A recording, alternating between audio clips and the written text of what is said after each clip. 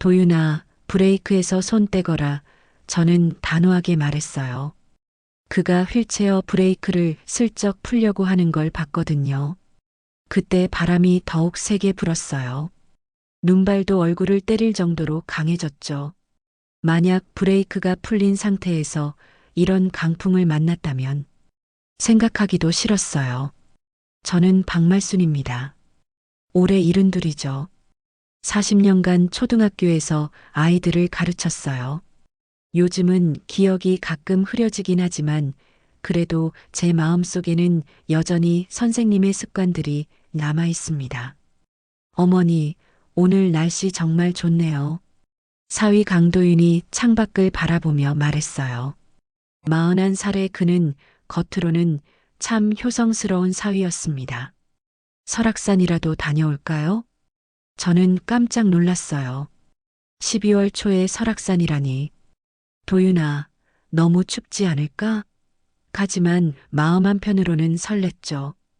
봄의 딸 미래와 함께 갔던 설악산의 아름다운 모습이 떠올랐거든요. 괜찮습니다. 케이블카도 있고 옷도 따뜻하게 입고 가면 돼요. 도윤은 이미 마음을 정한 듯 보였어요. 미래가 밤 근무 때문에 피곤하잖아요. 우리 둘이라도 나들이 가서 기분 전환 좀 하고 오죠. 사실 최근 들어 도윤의 표정이 어둡다는 걸 느끼고 있었어요. 코로나 이후 그의 디저트 카페 사정이 좋지 않다는 건 딸한테 들어서 알고 있었죠. 그래도 이렇게 저를 챙겨주려 하니 고마웠습니다. 그럼 우리 봄에 또 가자고 약속하자. 제가 웃으며 말했어요. 그때는 미래도 함께 가서 단풍 구경하고 도윤의 얼굴이 잠깐 어두워졌다가 이내 밝아졌어요. 네, 그럼요. 봄에는 꼭 셋이 함께 가요. 출발 전 저는 습관처럼 작은 수첩에 오늘 일정을 적었어요. 40년간 출석부를 관리하며 생긴 버릇이죠. 날짜와 시간, 그리고 동행자까지. 설악산 12월 7일 오전 9시 도윤이와 함께. 이런 식으로요. 차 안에서 도윤은 평소보다 말이 없었어요. 운전대를 꽉 쥐고 있는 그의 손이 유독 하얗게 보였습니다. 라디오에서는 오후부터 눈이 온다는 예보가 나오고 있었죠. 도윤아, 혹시 무슨 걱정 있니? 제가 조심스럽게 물었어요. 아니에요, 어머니. 그냥 요즘 일이 좀 복잡해서요. 그는 고개를 돌리지도 않은 채 대답했어요. 저는 더 이상 묻지 않았습니다. 사위라고 해도 어른인데 자기 일은 스스로 해결할 거라 믿었거든요. 다만 마음 한편이 왠지 불안했어요. 오늘따라 도윤의 모습이 평소와 달라 보였거든요. 설악산에 도착했을 때는 벌써 하늘이 잿빛으로 변해 있었어요. 바람도 제법 차갑게 불고 있었죠. 케이블카 매표소에서 표를 끊으며 저는 또 습관적으로 티켓 뒷면에 적었어요. 12월 7일 오전 11시 30분 강도윤과 함께. 연필로 작게 적어 놓았죠. 케이블카가 천천히 올라가기 시작했어요. 창밖으로 보이는 풍경은 정말 장관이었습니다. 하지만 구름이 점점 낮게 깔리면서 시야가 흐려지고 있었어요. 어머니, 무섭지 않으세요? 도윤이 물었어요. 그런데 그의 목소리에 뭔가 이상한 떨림이 있었습니다. 괜찮다. 이런 건 옛날에도 많이 타봤어. 저는 창밖을 바라보며 대답했어요. 너희 엄마 어렸을 때 에버랜드도 데려가고 케이블카도 같이 탔었는데. 도윤은 고개를 끄덕였지만 표정이 밝지 않았어요. 주머니에서 휴대폰을 꺼내더니 누군가에게 문자를 보내고 있었죠. 저는 그 모습을 보면서 뭔가 이상하다는 생각이 들었어요. 케이블카 안에는 우리 말고도 몇 명의 관광객들이 더 있었어요. 젊은 커플과 등산복을 입은 중년 남성 한 분. 그분이 저를 보더니 말을 걸어왔어요. 어르신, 날씨가 좀 안 좋은데 괜찮으시겠어요? 네, 괜찮습니다. 제가 대답했어요. 오늘 사위가 모시고 와서요. 그때 도윤이 갑자기 끼어들었어요. 아, 네. 어머니가 설악산을 너무 좋아하세요. 날씨가 좀 흐리긴 한데 그의 목소리가 왠지 불안해 보였어요. 정상에 가까워질수록 바람 소리가 점점 커졌어요. 케이블카가 흔들리기 시작했죠. 다른 승객들도 불안해하는 기색이 역력했습니다. 도윤아, 혹시 일찍 내려갈까? 저는 조심스럽게 제안했어요. 날씨가 너무 안 좋아지는 것 같은데. 하지만 도윤은 고개를 저었어요. 어머니, 벌써 다 올라왔는데 그냥 구경이라도 하고 가요. 금방 끝날 거예요. 그때 제 가슴 속에서 뭔가 이상한 느낌이 스쳤어요. 40년간 교실에서 아이들을 봐온 경험으로 사람의 표정과 행동에서 뭔가 숨기는 게 있다는 걸 느낄 수 있거든요. 도윤의 얼굴에 그런 기색이 역력했어요. 케이블카가 정상역에 도착했을 때 밖에서는 이미 눈발이 날리기 시작했어요. 바람도 생각보다 훨씬 강했죠. 다른 승객들은 금방 실내로 들어갔는데 도윤만 밖으로 나가자고 했어요. 어머니, 잠깐만 밖에서 구경하고 들어가요. 이런 날씨에 보는 설악산도 멋있을 거예요. 저는 망설였어요. 바람이 너무 차가웠거든요. 하지만 사위가 이렇게까지 하는데 거절하기가 어려웠어요. 밖으로 나가자마자 저는 깜짝 놀랐어요. 바람이 상상했던 것보다 훨씬 강했거든요. 눈발도 점점 거세져서 앞이 잘 보이지 않을 정도였죠. 도윤아, 너무 위험한 것 같은데. 저는 도윤의 팔을 잡으며 말했어요. 실내로 들어가자. 하지만 도윤은 제 말을 듣지 않았어요. 오히려 더 밖쪽으로 사람들이 잘 가지 않는 외곽 데크 쪽으로 저를 이끌었죠. 어머니, 여기서 보면 더 잘 보여요. 금방 사진만 찍고 들어가요. 그때 도윤의 휴대폰이 울렸어요. 전화를 받는 그의 목소리가 바람 소리에 섞여 들렸어요. 네, 맞습니다. 오늘 안에 해결하겠습니다. 도윤의 목소리에 절박함이 묻어 있었어요. 시간이 얼마 없잖아요. 더 이상 미룰 수 없고, 저는 그 전화 내용이 수상했어요. 뭘 해결한다는 건지, 왜 이런 날씨에 급하게 나온 건지. 40년간 교실에서 다양한 아이들을 상대해 오면서 생긴 직감이 경고음을 울리고 있었어요. 도윤아, 너 지금 무슨 문제라도 있니? 제가 직접적으로 물었어요. 도윤이 깜짝 놀란 표정을 지었어요. 마치 제가 뭔가 알고 있다는 듯이. 아니에요, 어머니. 그냥 카페 일 때문에. 하지만 그의 표정이 평소와 너무 달랐어요. 불안하고 초조하고 뭔가에 쫓기는 듯한 모습이었죠. 저는 점점 무서워지기 시작했어요. 바람이 더욱 거세졌어요. 날아올 것 같을 정도로 강한 바람이었죠. 관리소에서도 확성기로 실내로 들어오라는 안내 방송을 계속하고 있었어요. 어머니, 조금만 더 있다가 들어가요. 도윤이 말했어요. 그런데 그는 저를 더욱 난간 가까이로 이끌고 있었어요. 난간 너머로는 깊은 계곡이 보였죠. 그때 저는 확신했어요. 뭔가 잘못되고 있다는 것을. 도윤의 행동이 너무 이상했거든요. 평소 같으면 이런 날씨에 절대 밖에 있지 않을 사람이었는데 오늘은 계속 밖에 나가려고만 했어요. 제 손이 떨리기 시작했어요. 추위 때문만은 아니었죠. 뭔가 무서운 일이 일어날 것 같은 불안감이 엄습했거든요. 도윤아, 제가 똑똑한 목소리로 불렀어요. 40년간 교실에서 아이들을 다룰 때 쓰던 그 목소리로. 너 지금 뭘 하려는 거니? 도윤의 얼굴이 창백해졌어요. 제 목소리에서 뭔가 다른 걸 느꼈나 봐요. 40년간 교단에 섰던 선생님의 권위 있는 목소리 말이에요. 어머니, 무슨 말씀이세요? 도윤이 당황하며 말했어요. 하지만 그의 눈빛이 흔들리고 있었죠. 저는 한 걸음 뒤로 물러났어요. 난간에서 멀어지는 방향으로요. 그런데 도윤이 제 휠체어에 손을 대더니 뭔가를 만지작거리고 있었어요. 도윤아, 브레이크에서 손 떼거라. 저는 단호하게 말했어요.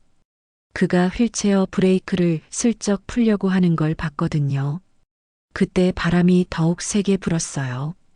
눈발도 얼굴을 때릴 정도로 강해졌죠. 만약 브레이크가 풀린 상태에서 이런 강풍을 만났다면 생각하기도 싫었어요. 어머니, 그게 아니에요. 그냥 도윤이 변명하려 했지만 저는 이미 확신하고 있었어요. 강도윤. 저는 그의 본명을 똑똑히 불렀어요. 출석을 부르듯이. 너 지금 나한테 뭘 하려던 거니? 도윤의 손이 떨렸어요. 제가 교실에서 문제를 일으킨 학생에게 했던 것처럼 냉정하고 단호한 목소리로 추궁하자 그는 완전히 당황했어요. 어머니, 저는 도윤이 말을 더듬었어요. 그때 저는 깨달았어요. 사위가 저를 해치려 한다는 걸. 왜 그런 생각을 하게 됐는지는 모르겠지만 분명히 뭔가 계획이 있었던 거예요. 이 추운 날씨에 이 위험한 곳에 저를 데려온 이유가 있었던 거죠. 너 혹시 돈 문제 때문에 그러는 거니? 제가 직접적으로 물었어요. 딸한테 들은 얘기들을 종합해보니 그럴 가능성이 높았거든요. 도윤의 얼굴이 하얗게 질렸어요. 마치 제가 모든 걸 다 알고 있다는 듯이 보였죠. 바로 그때였어요. 강풍이 휠체어를 밀기 시작한 거예요. 브레이크가 완전히 풀린 상태는 아니었지만 바람이 너무 강해서 휠체어가 조금씩 밀려나고 있었어요. 난간 쪽으로요. 아, 저는 소리쳤어요. 정말 무서웠거든요. 이대로라면 정말 위험할 것 같았어요. 그때 도윤이 뭔가 결심한 듯한 표정을 짓더니 제 휠체어를 잡는 대신 한 걸음 뒤로 물러났어요. 마치 저를 구하지 않겠다는 듯이. 도윤아. 저는 간절히 불렀어요. 제발. 바로 그때 무전기 소리가 들렸어요. 관제소에서 전망대 구역에 2명 포착됨. 날씨 때문에 위험 상황 발생 가능. 산악구조되었어요. 저 멀리서 한 사람이 뛰어오고 있었죠. 주황색 구조복을 입은 젊은 남자였어요. 거기 계신 분들 위험합니다. 그가 큰 소리로 외쳤어요. 바로 실내로 대피하세요. 도윤이 깜짝 놀란 표정을 지었어요. 예상하지 못한 상황이었나 봐요. 그는 급하게 제 휠체어를 잡았어요. 하지만 이미 늦었죠. 구조대원이 다 보고 있었거든요. 어르신, 괜찮으신가요? 구조대원이 저한테 달려와서 물었어요. 이름표를 보니 이지우라고 적혀 있었어요. 30대 초반으로 보이는 젊고 건장한 남자였죠. 네, 괜찮습니다. 저는 대답했어요. 하지만 마음은 전혀 괜찮지 않았어요. 방금 전 일이 너무 충격적이었거든요. 지우 대원이 도윤을 바라봤어요. 휠체어 브레이크가 풀려 있네요. 이런 날씨에는 정말 위험할 수 있습니다. 도윤의 얼굴이 더욱 창백해졌어요. 아, 그게 바람 때문에 그런 것 같아요. 하지만 지우 대원은 뭔가 의심스러운 표정을 지었어요. 바람으로는 브레이크가 저절로 풀리지 않습니다. 선생님. 그때 저는 용기를 냈어요. 대원님. 제가 지우 대원을 불렀어요. 제가 할 말이 있어요. 도윤이 깜짝 놀라더니 제 어깨를 잡았어요. 어머니, 뭘 말씀하시려고. 하지만 저는 도윤의 손을 뿌리쳤어요. 40년간 아이들을 가르치면서 생긴 힘이었죠. 대원님, 이 사람이 지금 저를 해치려고 했어요. 지우 대원의 표정이 진지해졌어요. 어르신, 자세히 말씀해 주세요. 저는 차근차근 설명했어요. 도윤이 어떻게 저를 이곳으로 데려왔는지, 브레이크를 건드린 것을 봤다는 것, 그리고 제가 위험에 처했을 때 구하려 하지 않았다는 것까지. 도윤은 계속 부인했어요. 그런 게 아니에요. 어머니가 오해하신 거예요.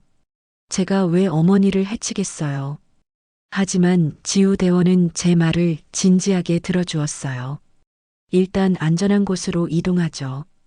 자세한 얘기는 그 다음에 하고요. 실내로 들어가면서 저는 주머니에서 케이블카 티켓을 꺼냈어요. 뒷면에 제가 적어둔 메모를 지우 대원에게 보여줬죠. 12월 7일 오전 11시 30분 강도윤과 함께 연필로 적힌 글씨가 또렷했어요. 지우 대원이 놀란 표정을 지었어요. 어르신, 이건 언제 적으신 건가요? 오늘 표를 끊을 때요. 40년간 출석부를 관리하면서 생긴 습관이에요. 언제, 누구와 함께 있었는지 기록하는 거죠. 경찰이 도착한 건 1시간 후였어요. 지우 대원이 신고를 했거든요. 의심스러운 상황이라고 판단했나 봐요. 어르신, 상황을 자세히 설명해 주세요. 젊은 형사가 저에게 물었어요. 저는 처음부터 차근차근 설명했어요. 도윤이 갑자기 설악산에 가자고 한 것, 이상하게 외곽 지역으로 데려간 것, 브레이크를 건드린 것, 그리고 제가 위험에 처했을 때의 행동까지.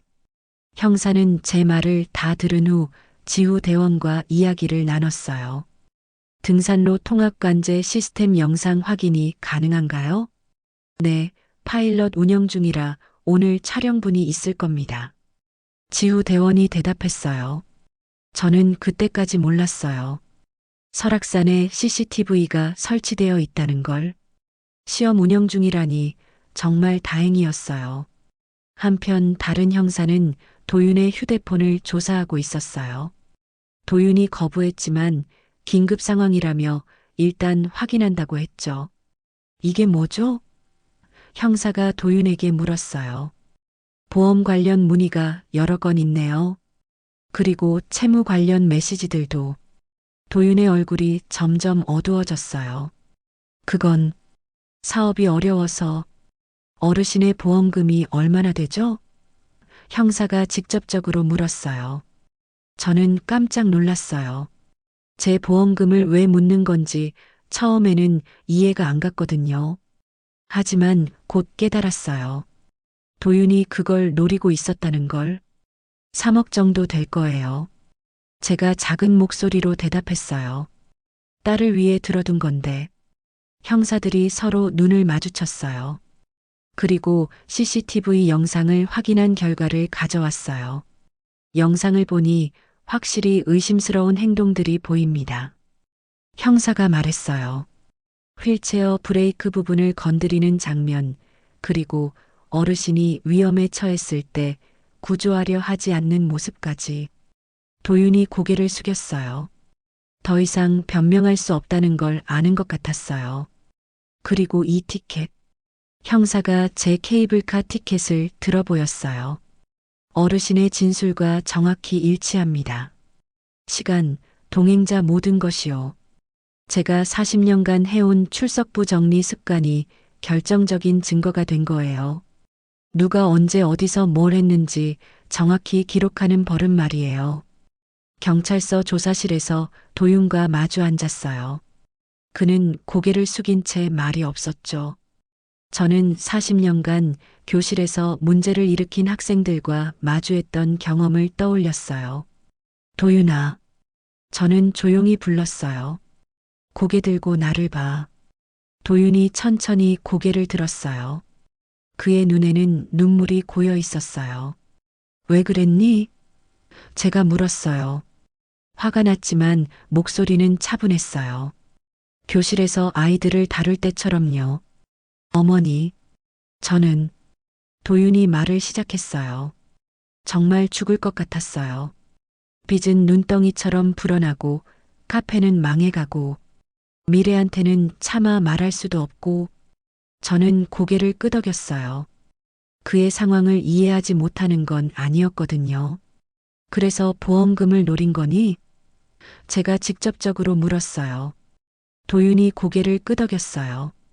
나쁜 생각인 줄 알면서도 다른 방법이 없을 것 같았어요. 어머니가 돌아가시면 자연스럽게 미래가 보험금을 받을 수 있고 그럼 우리 가족이 살 수 있을 거라고 생각했어요. 저는 한숨을 쉬었어요. 도윤아, 그렇게 생각한 순간 너는 이미 사람이 아니었어. 도윤이 깜짝 놀란 표정을 지었어요.